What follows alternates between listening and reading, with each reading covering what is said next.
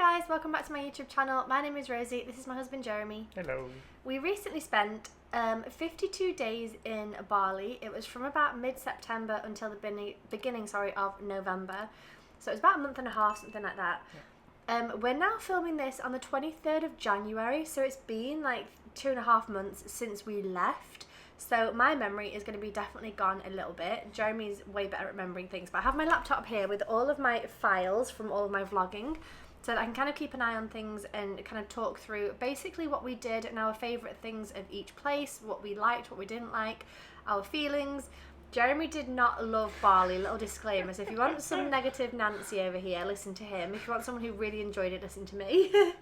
But basically, we spent a week in Canggu, a week in Ubud, a couple of days in Sekumpul, about 3 weeks in Amed, then went back to Ubud for a week, back to Canggu for a week, and then went to Uluwatu for about 2 days. Then I had to rush home for family things going on.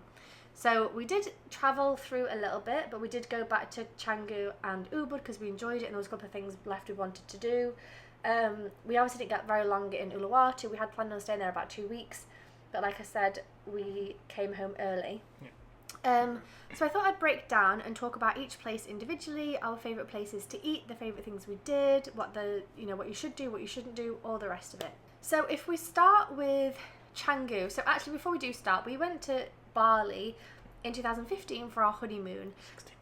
2016, we got married in 2015. 2016 for our honeymoon, and it was interesting when we arrived because I feel like we were comparing a lot back to what we'd seen when we were first there, especially in Ubud, because that was the place I remembered we'd been for like a night or two. So it was interesting kind of reflecting back and noticing the differences. So if we do talk about differences, it's from 2016 when we went on our honeymoon versus 2023. So there were some changes that we saw. Yeah. Anyway, went to Canggu first. I enjoyed it there because it very much felt like a mini Miami. So we lived in Miami for about 3.5 years. And it felt very similar in terms of kind of there's lots of cool shops, there's lots of nice restaurants, there's like tattoo parlours, there's smoothie bowl places, surfer people, lots of digital nomads, lots of like just cool people. But it didn't feel like Bali, it didn't feel like Indonesia, let's say. It didn't feel like we were in a foreign country. I feel like I could have quite easily felt like I actually kept thinking I was in Ibiza, didn't I? For some reason it had like a very European white presence, I would say, and then you would see there was kind of Balinese temples like hidden behind a tattoo shop or hidden behind a souvenir shop, or so there was definitely obviously Balinese people, Balinese culture, Balinese food, Balinese temples, but there was also a lot of white people and a lot of white culture and a lot of like Western world weaved in, I would say. It's very much been not taken over, I don't know, yeah, probably taken over. Definitely taking over. Probably that is the right word. Definitely taking over. But I personally had a really good time because I feel like when we arrived there, I felt like I was on vacation. So I was in a bit like vacay mode. We will go to a cafe and get some work done, but otherwise let's walk like along the beach. We'll go and get some nice food. I ate a lot of salads and a lot of just really good food. I enjoyed it. You did not so much enjoy it. No, not a place for me. It's not Asia. I went to travel for 1 year in Asia. I don't need to go to Canggu to basically be in South Beach again. Yeah. Not the point of my travel. It's just not what I want. It's just not what I want here, so I didn't enjoy it. It's not bad. It's just not thing that I like. I like to walk. This place is not pedestrian friendly. You have no place on the side of the road to walk anywhere. Yeah. There's no park, there's no greenery or anything. Like blocks of like concrete everywhere, and cars and motorbike and cars, like constant noise in the street. There's no place where you can sit quietly somewhere to read a book apart from on the beach. And the beach isn't that great either, to be honest. And it's not a nice beach to swim and stuff like that because it's wavy and rocky and stuff. It's a good place to surf, but it's not a good place to just chill and have a swim. Yeah, it's just not my vibe. I think the issue that Jeremy had was that because we'd spent a year in Asia where it was like we were pretty much the only white people in a lot of different places we went to, and it was very local. We ate a lot of local food. We of course went to touristy things, but it was like, okay, we'll go to a touristy thing for the day and then we'll go back to our like living like locals lifestyle. And then I think Bali just wasn't that, and it's not that Bali was bad, it was just very it's just not what I want. Like, it's literally like things that I don't want to be, like again, like But objectively, everyone is foreign. Like a lot of Europeans. you just see guys walking like topless in the street. Every girl is wearing a yoga outfit, basically, and going around with a yoga mat. Everyone is having a smoothie bowl. I would say also like a lot of muscly bros and a lot of fake boobs and fake lips and that kind of thing. It's just also like not like quite posy. When we arrive in a place, we look at what there is to do in this place. When you look on YouTube what to do in Canggu, is go to a cafe and have food, get a tattoo, and get a tattoo, and get a massage, and go surfing. That's not. I don't need to go to Asia to do all the things. Like there's nothing really Asian about. Like I don't need to go to Bali to eat in a restaurant or to have a massage. Like yeah, it's just not my vibe. It's not bad. It's just not my shit. But objectively speaking, for people that do want to go to Bali, it was a nice holiday destination. Yeah, if you want a holiday that's cheap, it's good. Like, and it's also not out of your comfort zone, I would say. Yeah. I would say it's very comfortable. I would say it's very, like a lot of people speak English. You can get there very easily. You can stay in a nice hotel. You can go out for nice meals. You can do that whole thing. So I think it's a very comfortable place to travel. Just don't have in your mind that you're going Asia. It's just not Asia. It's just well, it is Asia, but yeah, but no, it's been taken over by. Huh? It's been completely taken over. Yeah. Especially Canggu. Other places in Bali and Indonesia is fine, but like Canggu has completely like they don't like in Ubud, they still have respect for like the temples in the street and nice building and everything. When in Canggu it's just built in front of them. Yeah. Like it's literally like they're hiding anything nice, cultural and local. They could do it in a better way, I think. Like Ubud is a good compromise, I think. Yeah. It's very touristy, but they're not hiding things. What were your top 3 in Canggu? The pizza in La Baraka. Yeah. La Brisa. That's it. Good. I would say, La Brisa is basically a beach club. And there's quite a few. There's one called Finn's, which I think is a bit more party scene. I think there's a couple of big ones.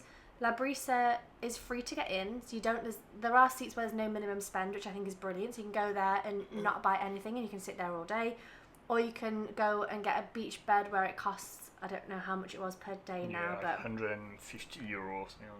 For like 4 people. But basically, it costs you 150 euros, but you can spend that money on food and drinks. It's like credit. Yeah, it's like credit. So we did go there like 3 or 4 times. We really enjoyed it because we would go and take our laptops and sit in one of the free places. We'd go for food first somewhere cheap, go there and get a drink, and then we'd like go for a swim, do some work. Swimming pool is so nice. Go for a swim, go for some work. It's a stunning place. It's stunning. Really nice. So beautiful.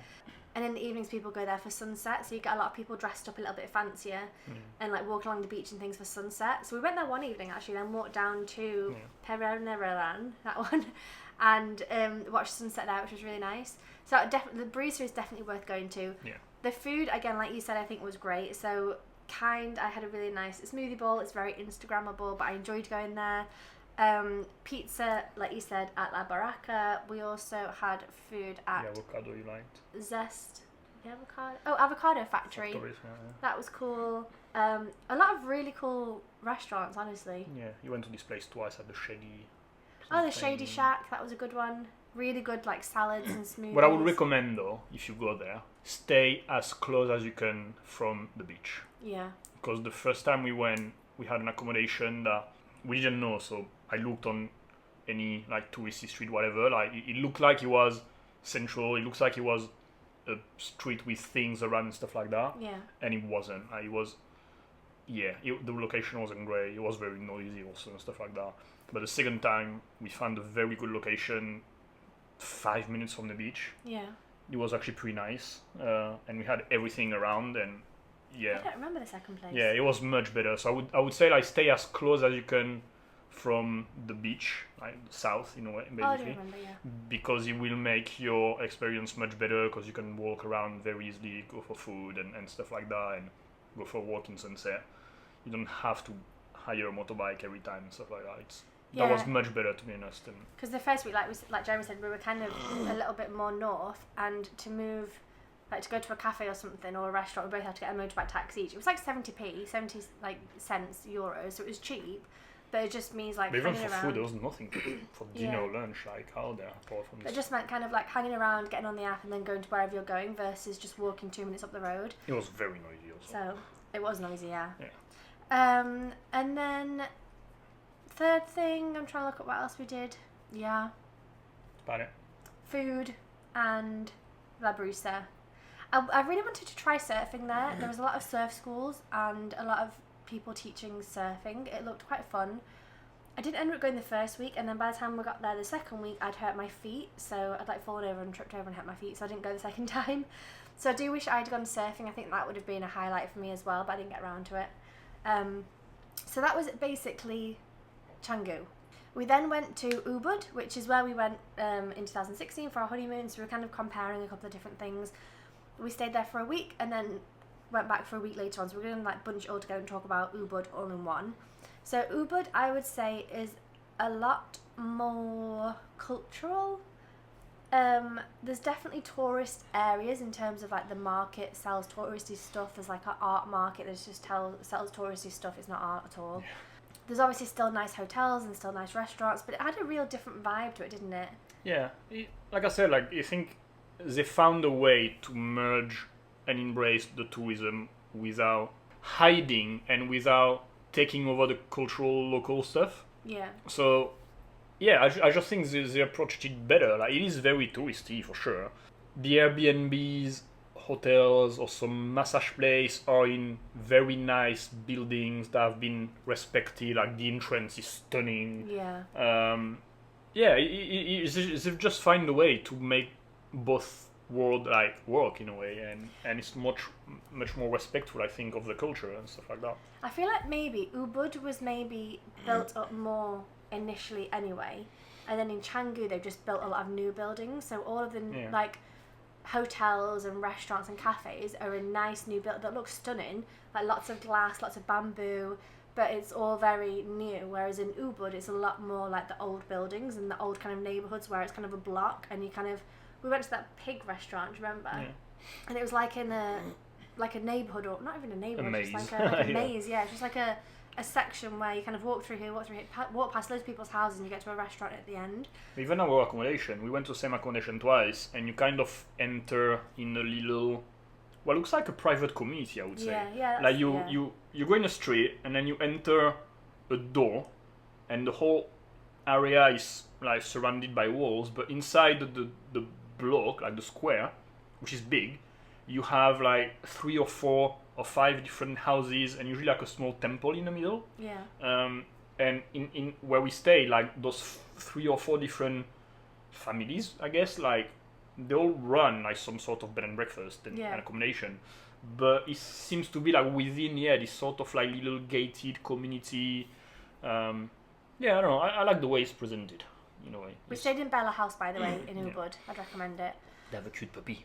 Yeah. Oh, Lisa. She wasn't there the first time, but she was there the second time. So we were like, "Did you just get a new dog?" And she was like, "Yeah." And we were like, "Ah." So we like bring tiny little Pomeranian. We bring her upstairs and put her in bed and cuddle with her in the morning. We're like, "We're just gonna steal this dog, bye." Yeah. It was a really nice place. A couple of things we did in Ubud. We did that walk along the ridge. That was really nice. That was really nice. It was really fucking hot. 2 walks are really nice. That was one of them though. We did it at sunset. We'd actually worked in Zest during the day, which was nice, a little bit expensive, and then walked there around 5 p.m, something like that. There's a whole vlog. And then we also did a rice fields walk, which was lovely. Really Again, nice. Vlogged that as well, but that was really nice to kind of, you walk 10-15 minutes and you're like out of the hustle and bustle of like Ubud city centre, Ubud town, and you can be just in rice fields, and it was gorgeous. So I would highly recommend that. We did Ubud Palaces. Remember, we did the water palace, and it was closed because they were doing construction, so it was just like mud on one side. And then we did the other palace that was quite small as well. We kind of walked around that quite quickly. We did Monkey Forest again. Monkey Forest again. We did Mount Batur. Yeah, climbing the volcano. Guys, you have to go and watch that one. Got up in the middle of the night, and they were supposed to pick us up at like 2 a.m. Ended up picking us up at 3 a.m. So it means that we started the hike an hour late, and it meant that I'm gonna ruin it for you. But basically, to get to the top, you had to get to the top for sunrise, and there's seats at the top. We had tried like 5 minutes to do a 10 or 15 minute walk, and by this point I was already like dead. I was beyond dead. I was way far gone. So it was an absolute struggle. So go and watch that if you want to laugh at me just dying, climb up a mountain. But that was worth doing, especially if you're fitter than me, which is not very fit, so I'm sure all of you are. And the other thing we did was a day trip around Ubud. So we went on a day trip when we went for our honeymoon. So it was really nice to go back to the 3 or 4, I think we went to 3 temples and the rice fields. Terrace field. Yeah, the rice terraces. So it was really nice to go back and sort of see the differences and notice how things maybe have changed a little bit. Especially the rice fields we found had changed a lot. Well, we found scammed again. They kind of boarded up part of it, and the driver dropped us at one of the paid area that was boarded up where you don't see anything if you don't pay. Yeah. And the whole thing was like very muddy and not nice looking, very photogenic and everything. And then when we drove away, we saw that you could actually access some of it and see it without paying and stuff like that. Yeah. So again, I feel it scam. But it's, if you are an Instagrammer or if you want to get those Instagram shots, there are the Bali swings there. There's also like the nests you can sit in. And also at some of the temples, they had this sort of little nests. So I quite enjoyed going around and getting pictures of being like, tourist mode. And these little like cute little egg-shaped nest things. So that was really nice. And the other thing we did in Ubud was the yoga barn.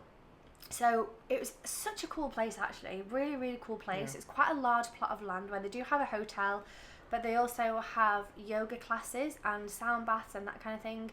And they've got lots of different shalas, like lots of different rooms. They've got a little yoga shop where you can buy clothes and things. They've also got a restaurant and a cafe and like a smoothie place, and like it's quite a big area. Yeah. Really cool vibe. Only white people there basically, just tourists. And we ended up doing a Tibetan singing bowl sound bath. It wasn't that at all. It was more like a chakra aligning sound journey. It wasn't what we were expecting, so it was definitely a little bit of a disappointment in terms of like expectation versus reality. But the actual place was amazing, and I think if you went to something and enjoyed the experience, you would really enjoy it, if that makes sense. Before yoga class. Maybe do a yoga class. I think also we met some people there who were musicians and then ended up going for dinner with them. I think they do events there sometimes. They're called Secret Moon. So maybe have a look at Secret Moon on Instagram and see if they're doing anything. They live in Ubud. See if they're doing anything at the yoga barn, because that would be incredible. They were so good. So yeah, we definitely did a lot in Ubud. I enjoyed it there. Yeah. And it was nice to walk around. Like we went and walked past a restaurant that we went to on our honeymoon. We didn't end up eating there, but what did we do for food there mostly? We went to a couple of the main place that we went to was the Nine Angels, which was this little vegan place where basically it was all like help yourself. Yeah. You were paying for each things that you were taking. You were doing your own dishes. You were putting the money that you own in a box. They were not checking. Like it was all trust based, and the food was really good. I would recommend going there during the day, because at night time there's a lot of mosquitoes, and we did that the first night. We were like, nope, not doing that again. Or do it takeaway. You can eat there or you can take away. So that was quite good. We also went to another all-you-can-eat place that I can't remember the name now, but it was 50, whatever local money was. Oh yeah. It was very affordable, and it was an all-you-can-eat buffet with plenty of salad and hot meals and desserts and stuff like that. It was we good. Went there one time, and there was this man who was insane. He just ate the whole thing. Like normal people like us, we kind of go with a plate, and you would maybe start off with a bit of salad, and maybe get a bit of salad, a bit of this, a bit of that, a bit of sauce, and then eat that, and then maybe go back and get a plate of hot food. This guy had a salad, and it was stacked up to like here. He put like lettuce leaves, this, that, the other, lettuce leaves, this, that, the other, lettuce leaves, this, that, the other. So the amount of food he piled up on his plate was actually insane. And then he went back and got, this is not important to you guys, but he went back and got like a whole plate of hot food. So we had like two like huge mountains, and I was like, Jesus. Yeah, that was cool. La Baraka again. Yeah, they've got a few pizza place that was in Canggu. We got it delivered twice in our hotel room. That was good. What would be your top 3 things then of Ubud? The pain au chocolat in Mr. Spoon. Oh, Mr. Spoon, we ate there. We worked there for days. It was as good as one in France. I've got to admit. Well done, guys. They also had chocolate tarts and salted caramel tarts. Incredible as well. I'd highly recommend. That's one of your top 3? Yeah. Okay. The walk that we did around the rice field, we can link the old trails. Yeah. If you have the old trails application on your iPhone is listed there. I'll find the one that would link it. Yeah, that was really nice. Like, took some incredible drone shot. I really enjoyed like flying there and stuff like that. I think it was nice also, having been in Canggu before that, it was nice to just be out in nature and just have greenery and like just us versus like cars and motorbikes and people, and that was nice. Yeah, it's after just like, I don't know, like monkey forest is fun, but it's not also, if you've been, I think I enjoyed the monkey forest more in 2016 than I did this time, because after being in Thailand and seeing monkeys everywhere you go, like I was less like, oh wow, monkey. Yeah, you see them everywhere. Than I was before, so I was a bit less enthusiastic about that. Just walk around.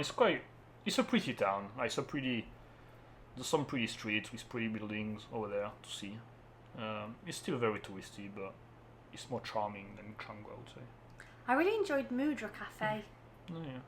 That we went there once to work, and this is when we met Secret Moon, these singers, well, musicians. Yeah. And we'd gone there to work, got our laptop set up, and there was a guy DJing to start off with, and I was like vibing to the music as I was working. And then these two people stood up and were singing, and I was just like, I just felt enchanted. So I like put my laptop away, and I was like, do you know what? I just need to focus and listen to them because they're incredible. So I really enjoyed Mudra Cafe as well. I'm glad you're not saying, I'm surprised even you're not saying Mount Bator. For me, yeah, that's not in Ubud. I was like in Ubud in my head. Well, it was part of an Ubud day trip. Yeah, that was one of the highlights of my trip. Climbing a volcano. It's always good to climb a volcano. I like climbing volcanoes. It was actually really cool at the top of Mount Bator because it's a fucking nightmare to get up there, let me tell you. In the dark as well. I was dying. But once we were up there, sat down, had some egg, and what they do is, because it's an active volcano, they put the egg in the soil and they cook the eggs there and then. Yeah. So the eggs come out roasting hot, and they've been cooked in the land. And then you walk around a little bit further and you can see steam coming out, and we actually walked towards the steam. Yeah. And it, like, you put your hand, like, say that's the volcano, you put your hand there, and it's really fucking hot. It's steam, and it was like blowing on us. And flying the drone also was cool. Yeah. Up there, got amazing views. Yeah. No, yeah, that was definitely good. I enjoyed it. I would do it again. Okay, I would say my top 3 would be the day trip that we did when we went to all the temples in the rice fields. I know with the rice fields we were a little bit annoyed because we've been asked to go to Tegalalalang, whatever it is, and instead went to Umasekeng or something like that. So we're a little bit frustrated about that, but I really enjoyed going around the temples again and seeing that again. There's the one, the water, you'll see it on Instagram, the water palace where everyone goes under the like water fountain things and put their head under. Again, had mixed reviews just because we were a bit like, I wonder if people actually know what they're doing, or if they're just doing it to do something that's not a part of their culture or for the gram, yeah. But I enjoyed looking around those temples anyway, and like, you know, the one with the rice fields and the one with the gardens and things. I did slip actually at the rice fields, my foot still hurts now, like 3 months later, so be careful. But I really enjoyed that day trip. I would say Mount Bator, even though I hated climbing it, I was saying, I really love hiking apart from the hiking. So like, I love being out in nature. I love the coming down. I love being at the top and the endorphins and all the rest of it. I just hate the hiking part of it. But I would say that hiking Mount Bator was one of my highlights. And then I would say the third one was probably either the day trips, like the walking, or I really enjoyed the cafes there. I think in Malaysia and Indonesia, we really adapted the digital nomad lifestyle in terms of like, we'll go to a cafe and work today, and then tomorrow we'll go and do a day trip, then the next day we'll work half the day and do this half the day. And I think that's when I really just enjoyed going to Mudra Cafe, going to Zest Cafe. We went to Mr. Spoon pretty much every day, right? Going to Mr. Spoon as well. I just enjoy that. I don't know, I enjoyed going and getting a drink and a little dessert and working for a couple of hours. Yeah. That's probably not a great thing to enjoy, is it, about, because I enjoyed going to work, but... Okay, next one was Sekumpul. So we had 3 nights there, and let me tell you, we arrived the first day at the hotel. After travelling for like 2 or 3 hours in the car, I was just like, I just wanted to lay down in peace. And the house next door to where we were staying in this like, alright hotel. The hotel was fine, like the room was pretty big, the food was fine, apart from that time I got food poisoning. Don't eat the tuna there, guys. But the like house opposite was blasting like really annoying kids music, like absolutely blasting it, where you couldn't get a minute's peace, and I was just going bananas. So I got really frustrated, and I just felt so annoyed and so angry that they could be so selfish and do that and like ruin our experience. Like, we'd gone to nature to be with nature, and then there's this like insanely loud music. So didn't have a great start. Went anyway to see the waterfalls. Fantastic. Next day I went to see the waterfalls, and then that night I had tuna for dinner. Don't get the tuna there. I got food poisoning. I was sick. I was headachy. I was like laying on the tiles to try and be cold because I was overheating. And then the next day we were supposed to be doing like a day trip, and I was just like, I can't be fucked. I'm not doing anything here. I hate it. Yeah. So did not have the best time in Sekumpul, but the day we did go to the waterfalls was a good day. So because we're staying in this particular hotel, I will leave it link down below. Just don't eat the tuna. Just go for one night, honestly. Yeah, we stayed 3 nights, and that was just way too long. Way too long. You need like a long half day. Yeah. Is enough. So basically, if you can get there before lunch in one afternoon, and maybe a couple of hours in the mornings thereafter, like you're gonna see mainly like the top waterfalls. Yeah. There are like 3 waterfalls next to each other. The hidden waterfall, the Sekumpul waterfall, which is like 2 big ones, and then the Fiji waterfall, which is like 4 big ones. Yeah. They're like really close to each other. It's walking distance, so it's very quick to go. So it's just about how long you want to spend at the waterfall swimming and taking pictures and stuff like that.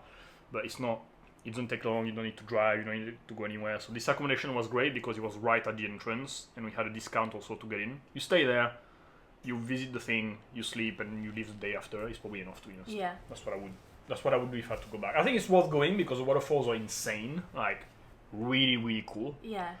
But that's all there is to do there. There's nothing else to do. The Fiji waterfall I'd seen on Instagram a few times. I think a lot of people say that's the best waterfall in Bali and whatever, and I hadn't realised that waterfall was this waterfall. So the first day we went to the Sekumpul waterfall, and then that was it, because we were like, do you know what, it's getting towards the end of the day, we want to make sure, because there's like hundreds of steps down, isn't there? Counted, I don't remember. Like 400 like 400 steps, and then that's not including the bits where it's just like a slope, like it's a really long way down. So obviously you need to be fit, you need to also obviously be able to do steps. But yes, the first day we just saw the waterfall, and then thought, do you know what, we need to get back before it gets dark. I don't want to be climbing all these steps in the dark at sunset. And the next day went down, so we went to the secret waterfall first, because we'd seen some guide taking some French people, so we were like, let's just follow them, they'll know where they're going. And that was quite nice, because when we got there was just this French couple and us, so we were basically the only ones swimming, and then a few more people arrived when we left. But that was really nice walking towards it. I especially remember walking towards it, and the light was coming through the cracks of the rocks, and there was a beautiful waterfall behind. So that was lovely. Then went to the waterfall, got some pictures, went for a bit of a swim, did the whole thing. Sekumpul waterfall. And then we thought, you know what, we'll go to the other one. Walked around, you had to pay a little bit extra. I think it was, I don't know, a couple it's of euros. Not much, it's usually like €2 or €3. Yeah. Walked around, and then we were like, oh, this is the Fiji waterfalls. And you see like 1, and then you see 2, and then when you get there, you like cross the bridge, and you're like, holy shit, and it's like a whole like semicircle almost of like waterfall. So it's like 4 waterfalls in like a semicircle. The one on the right was so powerful, we didn't go anywhere near it. And then same with the other ones, really. We only really went into the water, we didn't go underneath it.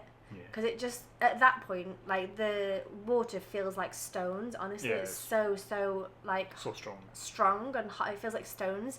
So we didn't go under the waterfalls. Actually, on the way walking to that one, I went under a waterfall to like shower. I had a little shower, like a nature shower. It was so nice, but it was so powerful in your head. It bangs so hard on your head. So we're not really gonna have a top 3, I guess, because all we did was the waterfalls, and then that's why it is. that was it.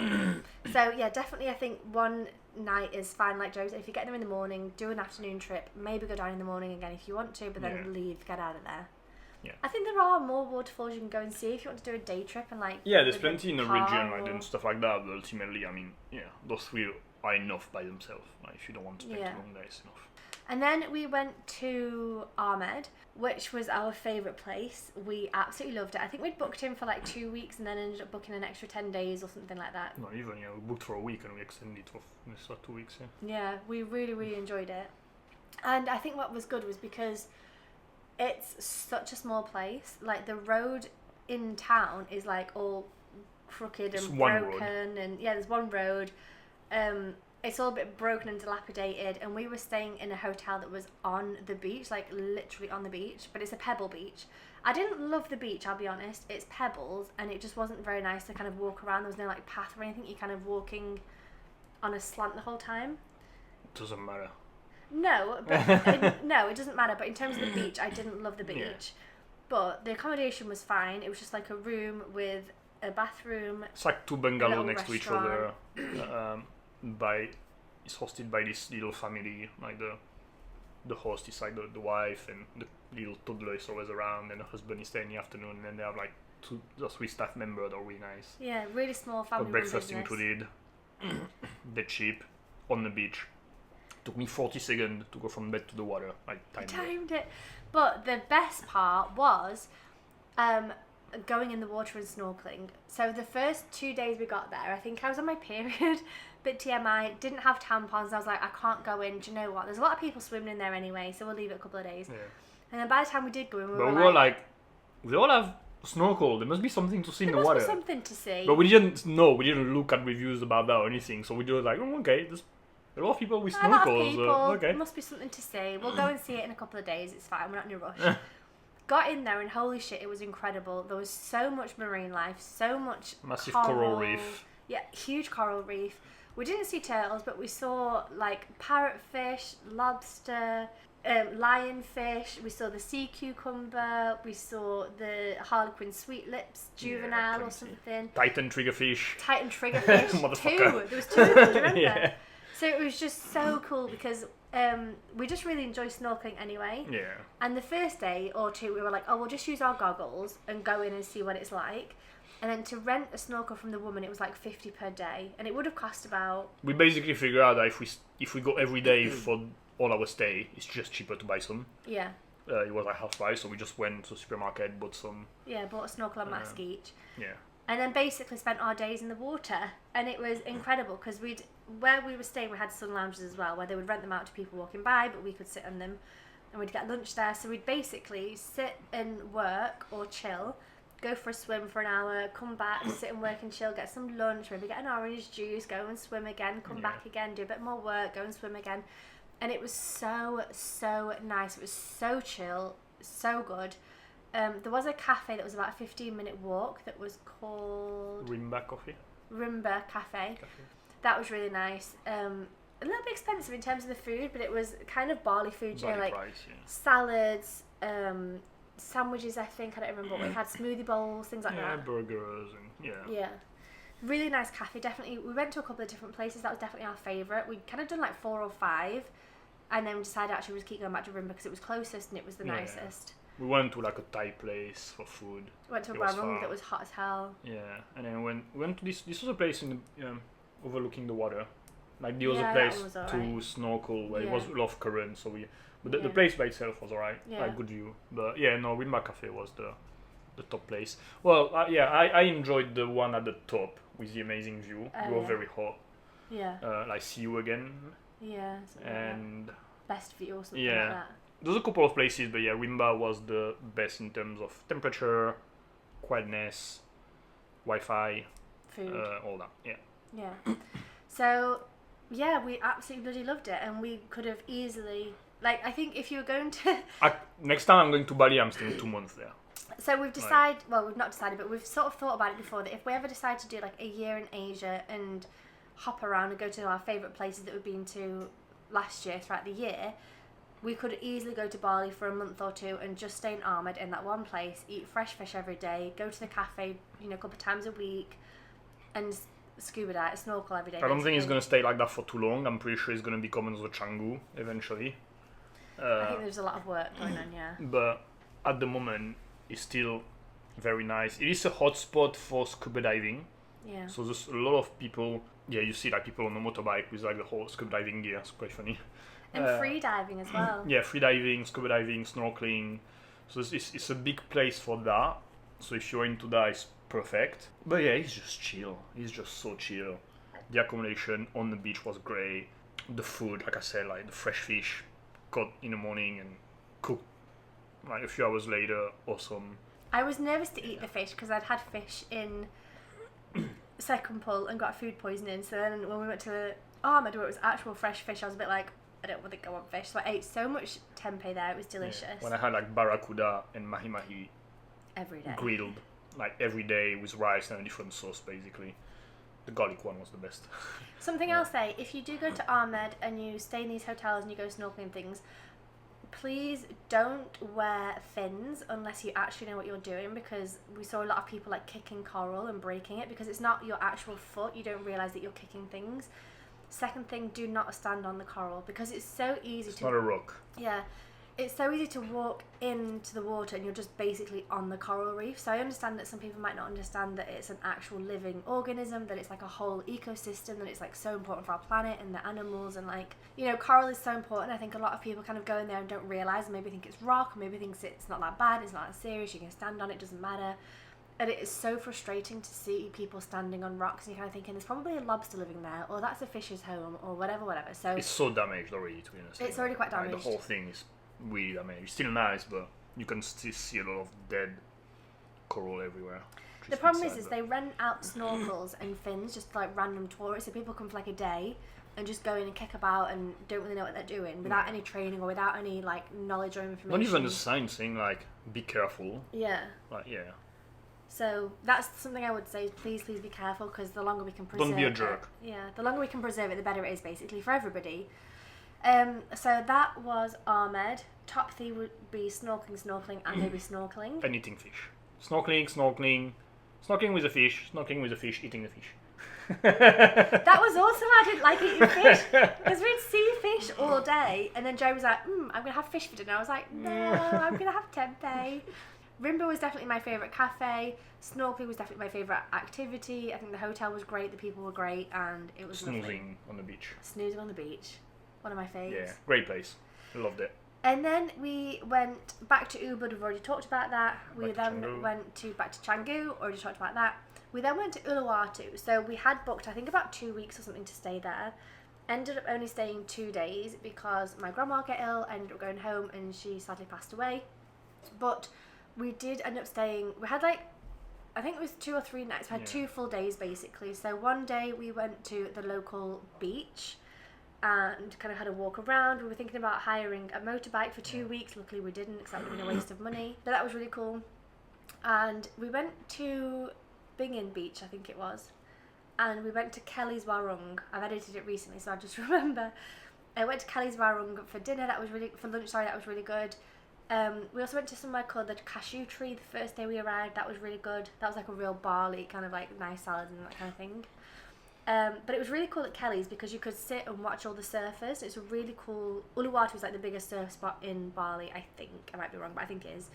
So it was really cool to sit like on the cliff's edge almost, like watching all the surfers. So that was really nice. So then on the second day we went to Drifter, which is a surf shop / cafe. Really cool vibe in there. It's got like loads of bikinis and surfboards and surf outfits and t-shirts and shorts and that whole thing. They also had a huge section of books as well. So I actually looked through one of those, you know, the big like Instagram books that everyone has.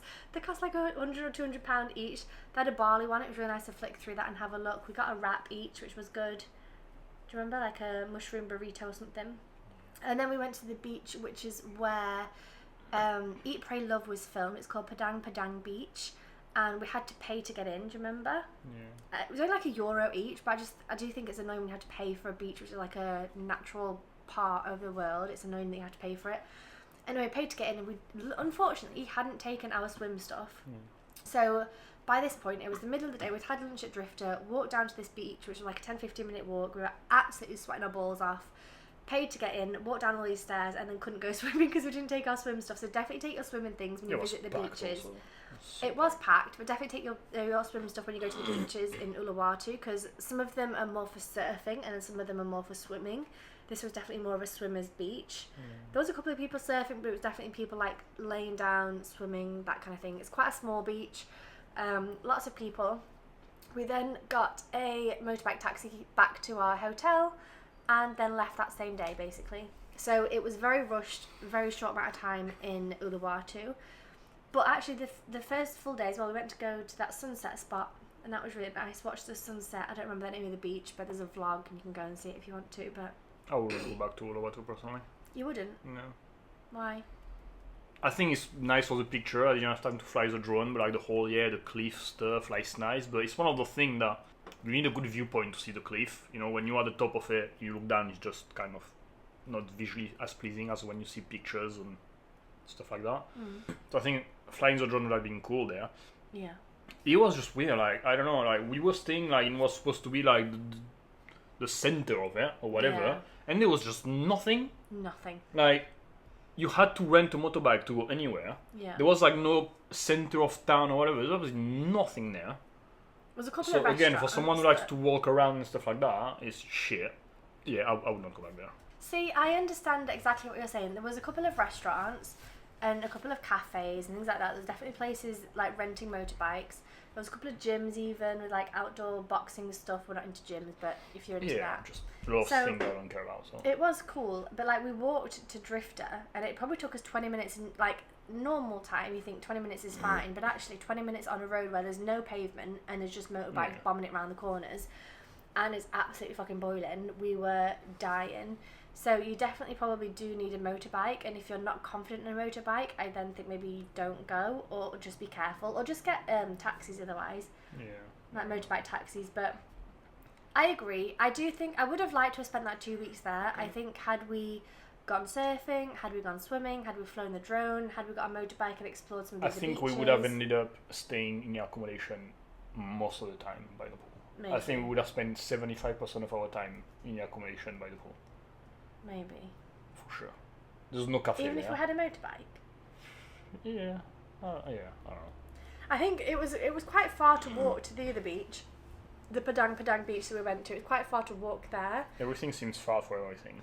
Yeah, so I do think you need a motorbike, but I think if you get a motorbike, it's probably a 10-minute drive to this place and that place. You could probably explore lots of different beaches and see lots of different things, but I kind of think it's one of those though. I think Uluwatu is basically surfing, cafes and beaches, and like going to different beaches and just looking at the cliffs and the beaches. So if you're not a beaches and cliffs kind of person, you're not going to find it fun.